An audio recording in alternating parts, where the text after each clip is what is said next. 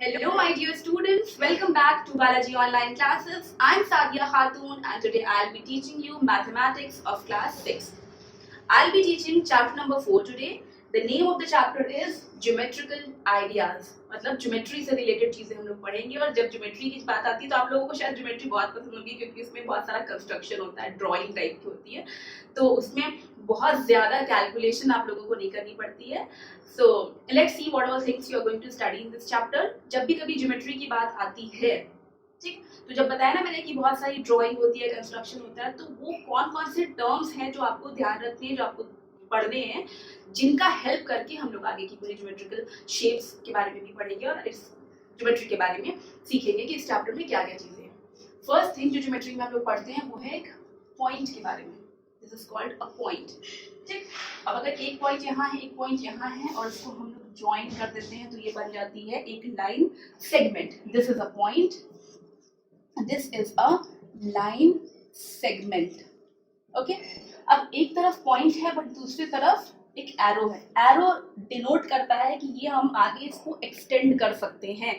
Line segment एक fixed length का होता है, जितनी सपोज कुछ सेंटीमीटर्स आपको दे दिया गया ये पर्टिकुलर, बट ये आगे एक्सटेंड हो सकती है. इसका मतलब इसकी लिमिटेड कोई भी मेजरमेंट नहीं है. दिस इज कॉल्ड अ रे. और अगर कोई ऐसी आ जाती है जिसमें बोथ द साइड्स एरोज हैं, दोनों तरफ से हम उसको एक्सटेंड कर सकते हैं, so this is called a line. Okay, so these are the basics of geometry. Clear? Next you will study about types of lines. कभी अगर सपोज मैंने लाइन बनाया, सी लाइन ऐसे है, these are called parallel lines. Why parallel? Because इनके बीच का distance हमेशा same रहता है. they will not meet, they will never meet. ठीक, तो ये parallel lines होती हैं. अगर इस तरह की है, these are called intersecting lines. ठीक, और एक होती है इस तरह की जो 90 डिग्री के एंगल पर इंटरसेक्ट कर रही है. इंटरसेक्ट ये भी कर रही है, इंटरसेक्ट ये भी कर रही है, बट ये किसी भी एक पर्टिकुलर एंगल पर इंटरसेक्ट कर रही है और ये 90 डिग्री के एंगल पर इंटरसेक्ट कर रही है. इसको कहते हैं perpendicular lines. Okay, next comes the topic that is plane. Plane क्या होता है? प्लेन हम लोग इस तरह से बनाते हैं. जैसे ये सपोज एक प्लेन है, जैसे ये आपकी बुक है, बुक का एक पेज है, बुक का एक पेज, ये प्लेन है, ये बोर्ड, ये प्लेन है. ठीक, this is called plane. Plane हमेशा जब हम लोग बात करते हैं तो वो 3D की बात करते हैं हम लोग. ठीक, next comes the topic that is about angles. Angles कैसे बनते हैं? जब कभी टू रेज को हम लोग ज्वाइन कर देते हैं. किस तरह से? देखिए, एक ये रे है, ठीक, और दूसरी रे में ये इसका पॉइंट था, मैंने दूसरी रे यहां से इसमें लाके ज्वाइन कर दिया. रे में क्या होता है? एक साइड एरो, एक साइड पॉइंट, और दोनों के जो पॉइंट्स थे वो मैंने लाके ज्वाइन कर दिए हैं. तो जिस जगह पर वो दोनों पॉइंट आते हैं और ज्वाइन होते हैं, that point is known as vertex. ठीक, और ये दोनों क्या होते हैं? These are arms. और इनके बीच में क्या बनता है? ये है एंगल. ठीक, एंगल समझ में आया क्या होता है? ये this is called an angle. अब अगर आपको सपोज एंगल लिखना हो, ये है, इसको आप रीड कैसे करेंगे? इस तरह से मैंने मार्किंग कर दिया, इसको लिखा जाएगा एंगल. ये सिंबल होता है एंगल का. एंगल ABC, जिस जगह पर एंगल बन रहा होता है उस चीज को बीच में लिखते हैं, और एंगल हमेशा रिप्रेजेंट किया जाता है 3 लेटर से. ठीक, तो हम लोग पहले वाले आर्म को लिखेंगे, फिर वर्टेक्स पर आएंगे और फिर दूसरे वाले आर्म को लिखेंगे. इस तरह से एंगल को लिखा जाता है. ठीक, जब एंगल हमने पढ़ लिया है तो अब नेक्स्ट हम लोग को टॉपिक पढ़ना है triangle. So children, in a triangle there are 3 angles and 3 sides. This is a triangle. These corner points of the triangle are called its vertices. Okay, these are known as its sides and these are known as its angles. Tick. A, B, C. AB, BC and AC are sides. Angle A, angle B, angle C are the angles. Okay, so this is triangle. Next comes any figure which has four sides. Any closed figure which has four sides, like for example this A, B, C, D. Okay, this is known as a quadrilateral. Quadrilateral has four sides. Okay. Okay, now let me tell you one more thing, one very important thing. When you are studying about triangle and quadrilateral, these are closed figures. मैंने भी बोला ना ये closed figures है. तो open figures या क्या होते हैं, या open curves क्या होते हैं? Suppose मैंने एक जगह से start किया, ऐसा कुछ मैंने बना दिया, तो ये किस टाइप का है? This is open curve.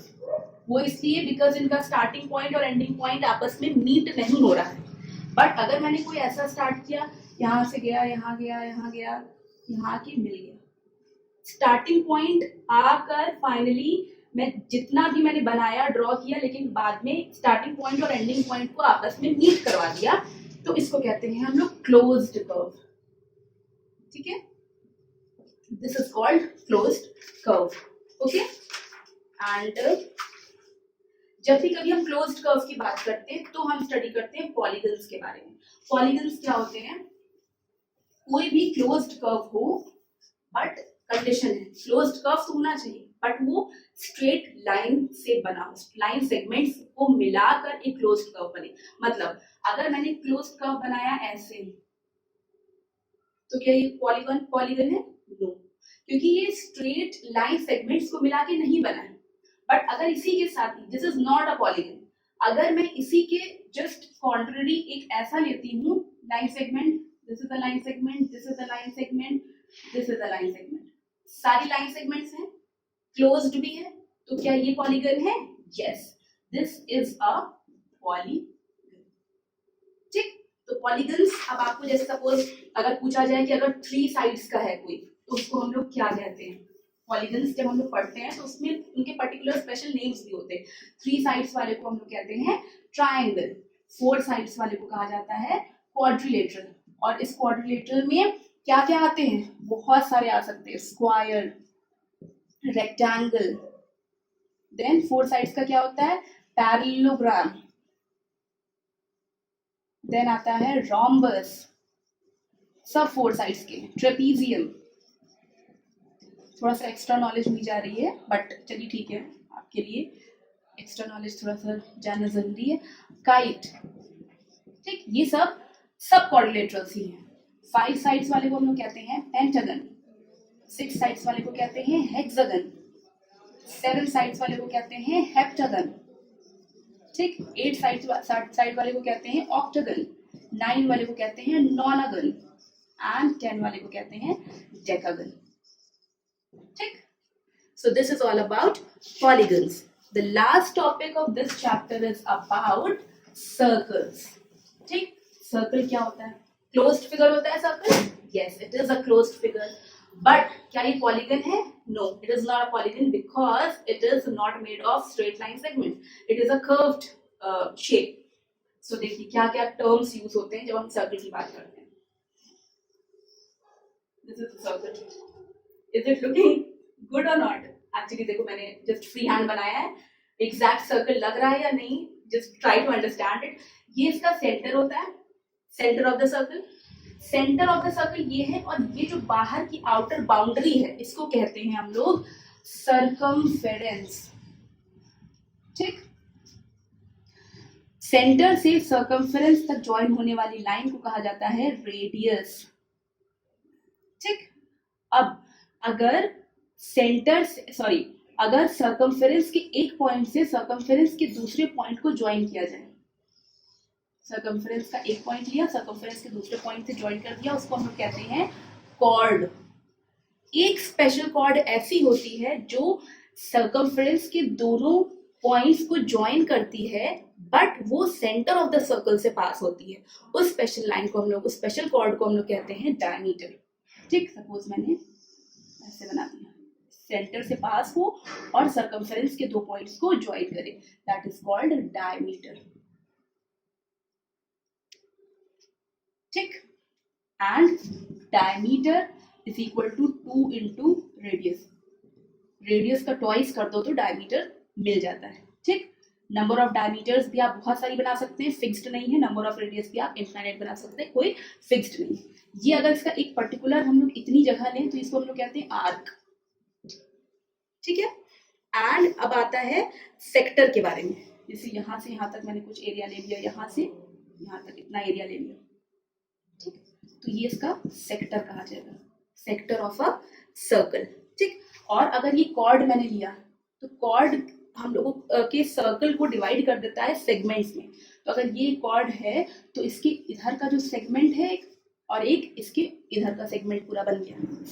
ठीक, तो this smaller one is known as the minor segment and bigger one, large area, is known as the major segment. So children, this was it. I have explained you all the topics of this chapter. Hope you have understood the chapter well.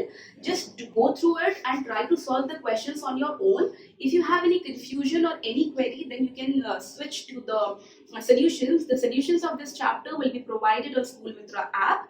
And do remember Sadia ma'am's rule that maths comes by practice.